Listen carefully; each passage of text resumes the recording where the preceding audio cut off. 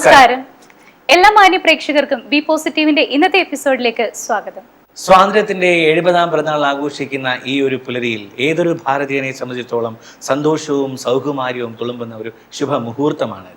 ശരിക്കും നമ്മുടെ ത്രിവർണ്ണ പതാക കാണുമ്പോൾ അതിങ്ങനെ ആകാശത്തിൽ പാറിക്കളിക്കുമ്പോൾ നമ്മുടെയൊക്കെ ഉള്ളിൽ എന്തെന്നില്ലാത്ത ഒരു ആനന്ദം അലതലും അല്ലേ ഏഞ്ചൽ? തീർച്ചയായും. അതുപോലെ ഒരുപാട് വ്യക്തികളുടെ കഠിനമായ പ്രയത്നത്തിലൂടെയാണ്, സമര പ്രവർത്തനങ്ങളിലൂടെയാണ് നമ്മുടെ ഇന്ത്യ സ്വതന്ത്രമായത് അല്ലേ? അതായത് ബ്രിട്ടീഷ് ഭരണത്തിൽ നിന്നും നമ്മൾ മോചിതരായത്. പലപ്പോഴും ബ്രിട്ടീഷുകാർ നമ്മുടെ ഉള്ളിലെ, നമ്മുടെ സ്വന്തം രാജ്യത്തിന്റെ, നമ്മുടെ മാതൃരാജ്യത്തിന്റെ സ്വാതന്ത്ര്യത്തിന് വേണ്ടി നമ്മൾ മുറവിളി കൂട്ടുമ്പോൾ ബ്രിട്ടീഷുകാർ അതിനെ പറയുന്നത് വെറും ലഹള എന്ന പേരിൽ അതിനെ വിശേഷിപ്പിക്കും.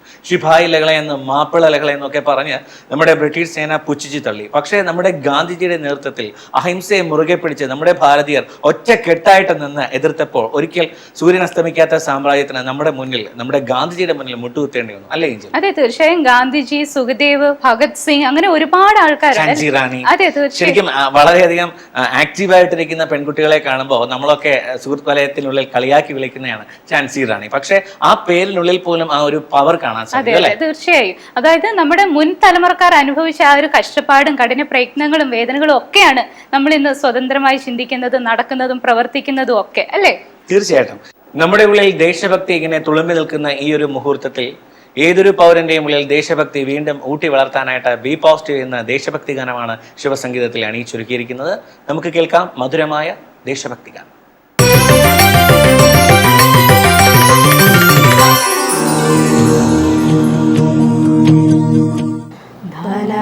ധാനനം ധാനന ധാനനം ധാനന ധാനനം ധാനന ധാനനം ധാനന ധാനനം ധാനന ധാനനം ധാനന ധാനനം ധാനന ധാനനം നിര നിര നിരയായി ഹിമഗിരി നിരകൾ വനതരു നിരകൾ പുളകിതവനികൾ സുരവനാദികൾ കുളിരായി സുഖസുരവില സുമതളമല്ലോ ഭാരതം.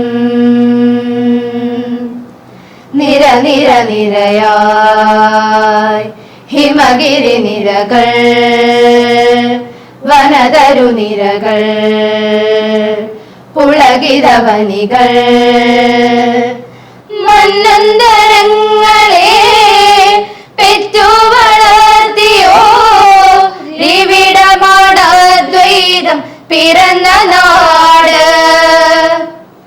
വ്യാസനും ദാസനും ആദിമഹാകവി വാൽമീകി തുഞ്ചനും ജനിച്ച നാട്.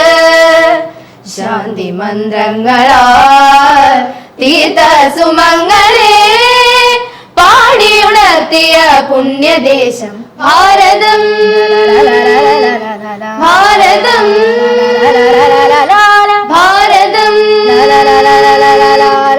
നിര നിര നിരയായി ഹിമഗിരി നിരകൾ വനതരു നിരകൾ ഉളകിതവനികൾ സുരവനാദികൾ കുളിരായി സുഖസുരവില സുമതളമല്ലോ ഭാരതം.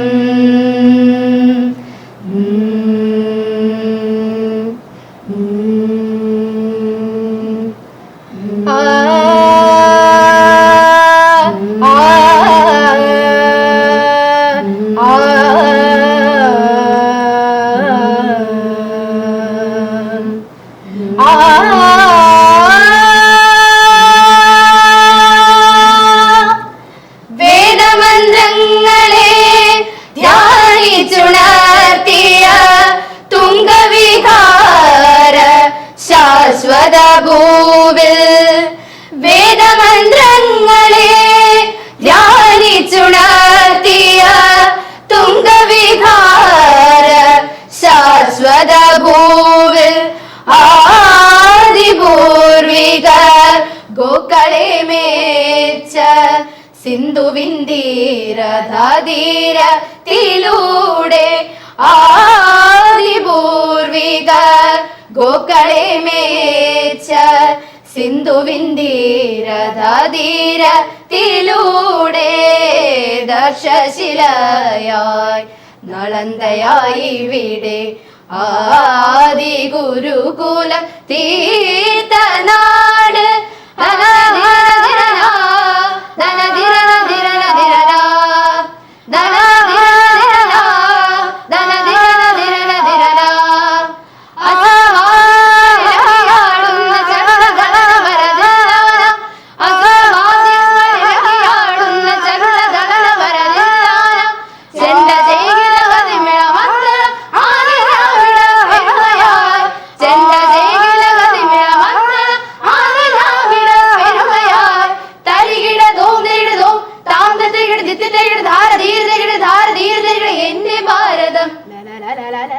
എന്റെ ഭാരതം എന്നും എന്നും എൻ സ്വന്തം ഭാരതം ഭാരതം ഭാരതം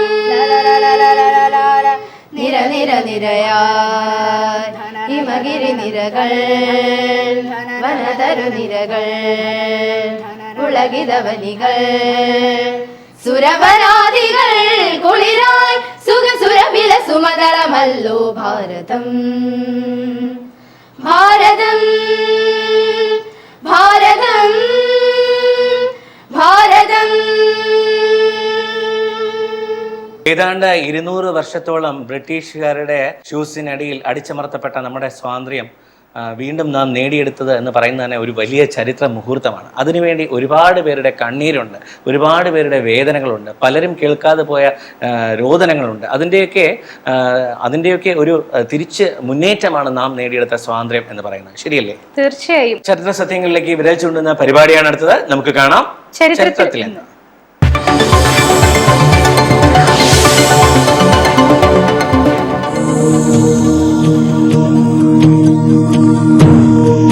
നമ്മുടെ രാജ്യത്തിന്റെ മാതൃസ്നേഹം തുടിക്കുന്ന പല ഗാനങ്ങളും കേൾക്കുമ്പോൾ നമുക്ക് രോമാഞ്ചം ഉണ്ടാകാറുണ്ടല്ലേ? ശരിക്കും നമ്മുടെ ഭാരതത്തിന്റെ മഹനീയമായ സാന്നിധ്യമാണ് അതിലൂടെയൊക്കെ വെളിവാകുന്നത്. വന്ദേ മാതരം അത് കേൾക്കുമ്പോൾ തന്നെ അത് ഇഷ്ടപ്പെടാത്ത ചെറിയ കുട്ടികൾ പോലും ഉണ്ടാവില്ല. കാരണം ആബാലവൃദ്ധ ജനങ്ങളുടെയും ഹൃദയം കൈയടക്കിയ ഒരു ഗാനമാണ് വന്ദേ മാതരം, അല്ലേ?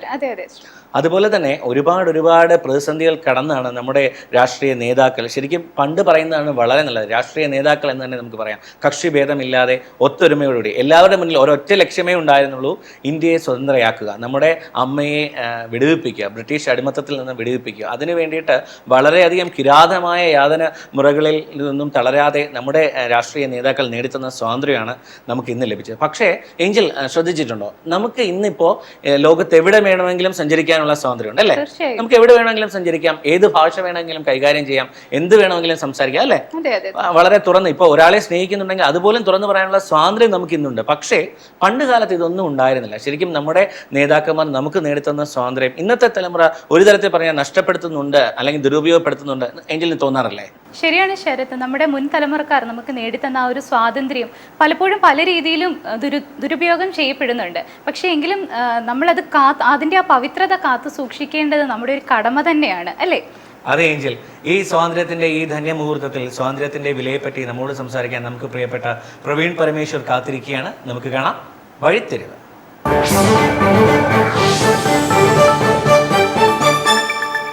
ഇന്ന് ഓഗസ്റ്റ് 15, ഇന്ത്യക്ക് സ്വാതന്ത്ര്യം ലഭിച്ച ദിവസം.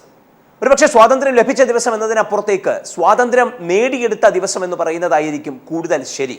മഹാത്മാഗാന്ധിയുടെയും ജവഹർലാൽ നെഹ്റുവിൻ്റെയും സുഭാഷ് ചന്ദ്രബോസിൻ്റെയും ഭഗത് സിംഗിൻ്റെയും ലാലാ ലജ്പത് റോയുടെയും വല്ലഭായ് പട്ടേലിൻ്റെയും ഒക്കെ ഒന്നുചേർന്നുള്ള ശ്രമത്തിൻ്റെ ഫലമായി ബ്രിട്ടീഷുകാരിൽ നിന്നും നേടിയെടുത്തതാണ് ഇന്ത്യയുടെ സ്വാതന്ത്ര്യം.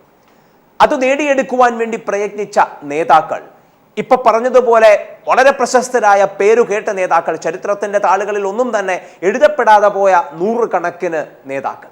ഇവരിൽ പലരും, നെഹ്റുവും ഗാന്ധിയും ഉൾപ്പെടെ പലരും സമ്പന്നമായ കുടുംബങ്ങളിൽ ജനിച്ചവരാണ്.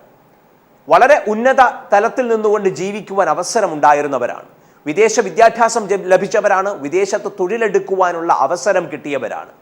അന്ന് ലോകമടക്കി ഭരിച്ചിരുന്ന ബ്രിട്ടീഷ് സാമ്രാജ്യത്തിന്റെ അപ്പോസ്തലന്മാരായിട്ടുള്ള ഓരോ വ്യക്തികളുമായിട്ടും അടുത്ത വ്യക്തിബന്ധം പുലർത്തുവാനുള്ള എല്ലാ സാഹചര്യങ്ങളും ജീവിതത്തിൽ ഉണ്ടായിരുന്നവരാണ്. ഒരു പക്ഷേ ഇന്ന് ഈ കാലഘട്ടത്തിൽ നിന്ന് നമ്മൾ ചിന്തിക്കുന്ന ജീവിതത്തിന്റെ വർണ്ണപ്പൊലിമ എന്താണോ അത് ഒരു നൂറ്റാണ്ടിന് മുമ്പ് ആസ്വദിക്കുവാൻ അവസരം ലഭിച്ചവർ. എന്നാൽ അതെല്ലാം വിട്ടിട്ട് അതെല്ലാം മാറ്റിവെച്ചുകൊണ്ടാണ് തല്ലുകൊള്ളുവാൻ വേണ്ടിയിട്ട്, ചവിട്ടുകൊള്ളുവാൻ വേണ്ടിയിട്ട്, പോലീസുകാരൻ്റെ ബൂട്ടിനടിയിൽ കിടന്ന് ജീവിക്കുവാൻ വേണ്ടിയിട്ട്, പതിറ്റാണ്ടുകൾ ജയിലിൽ കഴിയുവാൻ വേണ്ടിയിട്ടൊക്കെ ഇവർ തീരുമാനിച്ചത്. ഇവിടെ നമ്മൾ നോക്കേണ്ടത് ആ സുഖകരമായ ജീവിതത്തിനെ മാറ്റിവെച്ചുകൊണ്ട് എന്തുകൊണ്ട് അവർ ഇതിനു വേണ്ടി തുനിഞ്ഞിറങ്ങി.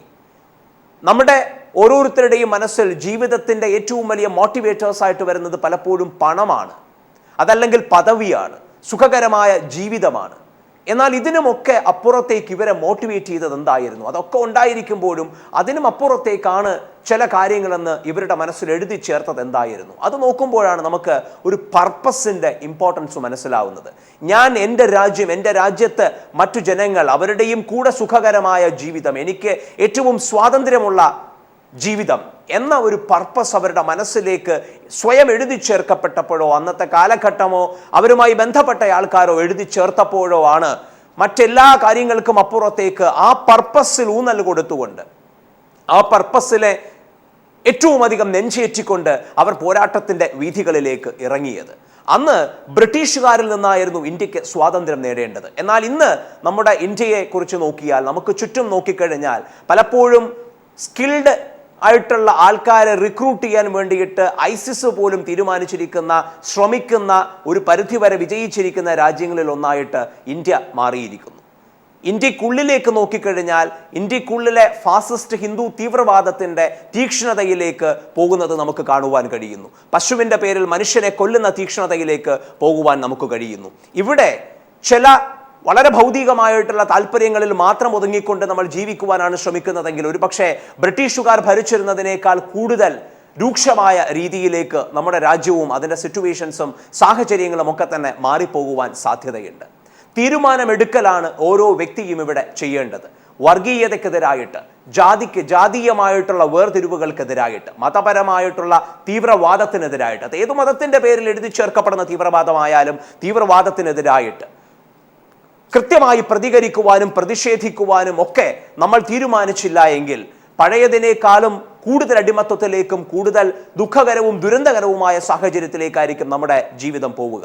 അങ്ങനെ തീരുമാനിക്കുമ്പോൾ മറ്റൊന്നുകൂടെ നമ്മൾ മനസ്സിലാക്കേണ്ടതായിട്ടുണ്ട്. സ്വാതന്ത്ര്യ സമരത്തിൻ്റെ കാലഘട്ടം എടുത്തു കഴിഞ്ഞാൽ അതിലെ എല്ലാ നേതാക്കളും ഒരേ രീതിയിൽ ചിന്തിച്ചിരുന്നവരായിരുന്നില്ല, ഒരേ ശൈലി പിന്തുടർന്നവരായിരുന്നില്ല. ഗാന്ധിയുടെ ഒരു പക്ഷേ തീർത്തും ഘടകവിരുദ്ധമായ മറ്റൊരു ശൈലിയിലാണ് സുഭാഷ് ചന്ദ്രബോസും ഭഗത് സിംഗും ഒക്കെ തന്നെ പ്രവർത്തിച്ചു കൊണ്ടിരുന്നത്.